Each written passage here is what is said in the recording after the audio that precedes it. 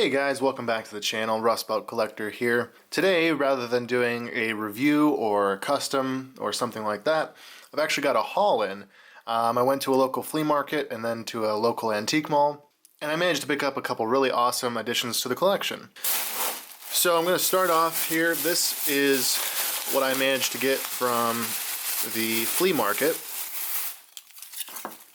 Right here, I got these three awesome vintage Star Wars action figures.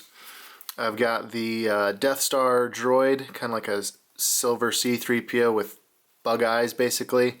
I don't have any of these three. I've been trying to get back into collecting the vintage figures, and I was really hoping to find a Boba Fett and like Stormtroopers and Snowtroopers, but didn't find any. I was fortunate to find these though, and the guy gave me a pretty reasonable price on them, so I was happy. This is a really cool droid. I mean, you only see it for like 3 seconds in the movie, if that, but that's really cool. We've got that. And then I got this 21B medical droid. I just loved the color on this guy, and overall the condition is really good. A little discolored on the one leg here, and that's about it. I mean, he's got tight joints.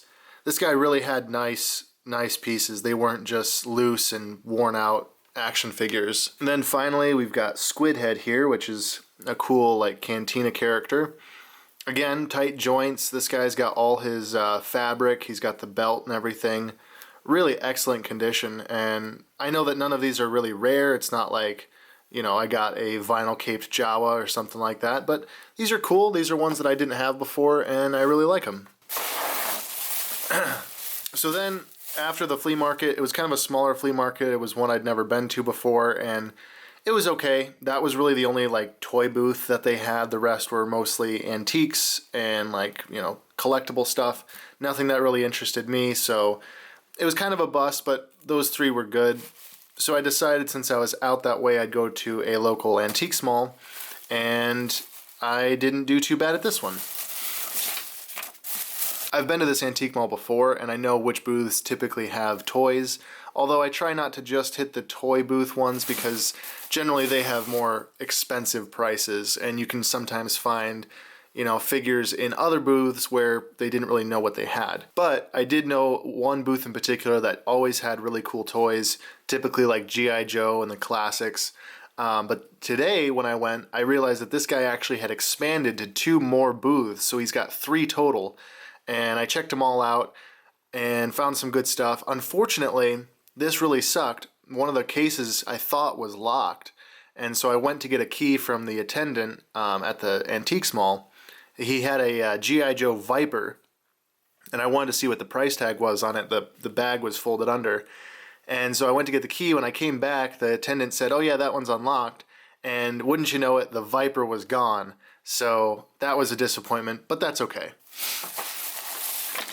First up, I got this little Lego set, vintage Lego set from probably like the 80s. I had some of these growing up, and I've never had one in the box, so I thought, man, this is really cool. Like, it's the original packaging. I love vintage retro packaging. So you got the little handle where that would have been on the rack. You got the tabs still, and I didn't even look to see if this was complete because honestly I kind of just wanted the box. But fortunately, yeah, fortunately that looks like everything's there. I don't really know how it all snaps together. Something like this maybe. I could read the instructions, but these builds are so simple that there really isn't a need to. And the plastic is all like yellowed and aged, but the figure is still nice and white, which is awesome. I mean, that is really clean looking. It doesn't look dusty or anything, so whoever owned this took really good care of their figure, which I appreciate. So yeah, there's this little vintage thing. I'll probably just keep it in the box, put the box on my shelf, because I love that vintage look. It honestly reminds me of old Kodak stuff, Kodak camera stuff. The bright yellow and the red, and I'm a sucker for vintage cameras and vintage film, and so a vintage Lego set with those colors are perfect for me, really. So we'll put that back there. And then let's see, The last two things are kind of odd. I don't normally collect these. I have them in my collection, of course, but I don't actively hunt these down. But I saw them, and the guy was selling them from the same toy booth for 50% off. So I got these for an absolute steal. First up, I've got Halo Reach Noble 6, which I've had this figure before. I'm not overly fond of the old McFarlane Halo Reach articulation. Like you can see here, he's got really poor elbow articulation, but I loved Halo. I especially loved Halo Reach, and I love the action figures. So when I saw these, I couldn't pass them up. And you might be thinking like, yeah, you know, Noble 6 was not the best action figure. He doesn't really have all that interesting of armor. But I got him for like $5, right? That was his half off price. He was $5. And right beside him, also half off, was this. And this is the armor pack. So this came out, I think maybe like a Target exclusive. You got one character plus all the different pieces of armor. You got all sorts of different stuff, like different heads. You got the Commando armor, the Scout armor, the Mark 6, and the Grenadier. Different chest plates, so Grenadier, Commando. I don't remember which one this is, but this is like Emil's chest plate. You got the Scout chest plate with like the camouflage cowl. All kinds of different shoulder pads, an ammo belt. And so all that armor can go on this figure and be interchanged. He's also got the EVA helmet with like the Emil skull carved into it. So basically what I figured, I mean, I got this guy I think for like $10, so total of 15 for the two of these. And the armor is going to match. I mean, they're both in a gray color scheme, so I can just do like a, and these are a little bit warped. I would imagine that these are like fresh from the package and have never really been used, so it can take a little bit to get them all plugged in. Yeah, there we go. So yeah, I mean, I could basically build two custom Spartans here without much hassle. It looks like, and surprisingly, these are complete. From what I can tell, it's got the whole set of armor for the pack.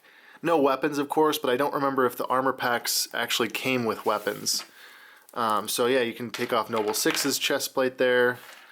I'll give him the Scout there, and some Commando shoulder pads. And yeah, I mean, that's a custom Spartan right there. You can pop his head off. I think the color of gray is a little bit off. This is maybe a little bit more gunmetal. I think it's called steel gray in the packaging. And Noble 6 is like a custom like blackish gray. It's not quite the same tone. But you really can't complain with how good that's going to look on a shelf somewhere sitting up. You know, these two Spartans, custom armor and everything. I think it looks super, super good. And I actually already have one of these steel armor kits that I built a while ago. This is the one that I built myself probably a year or so ago, and I based it off of what my armor looked like on my Halo Reach account before I lost access to my account completely and unfortunately have to start back from level 1, which I think I've ranked up pretty far, but you know, I had like the Mark 6 and everything. I was getting really close to max level, and then I lost that account, so that really sucks. But yeah, I think these Spartans are going to look really awesome. Maybe I'll even do some toy photography now with them, since I've got maybe, no. Like I was saying, maybe I'll do some toy photography with them, because I could make a pretty cool Spartan team out of them. Like this could be a Spartan fire team. The steel armor kind of lends itself to more of a tactical or a stealth team. So these guys could be some sort of infiltration Spartans that do covert reconnaissance, things like that. But yeah, I mean, it was kind of funny. I went there looking for more of the vintage toy lines, like the Star Wars, the Lego, the G.I. Joe, stuff like that. And I ended up coming away with some really recent action figures, which I was not expecting at all. But for $15, these two packs, I mean, I think the armor pack alone is like 20 or 30 on eBay, or at least it was a while ago. It may have dropped in price since then. But yeah, 15 bucks for 2 of these. I'm not going to complain about that at all. I think this is awesome. I'm super excited to have a Spartan team built now, all in that really nice gray steel color.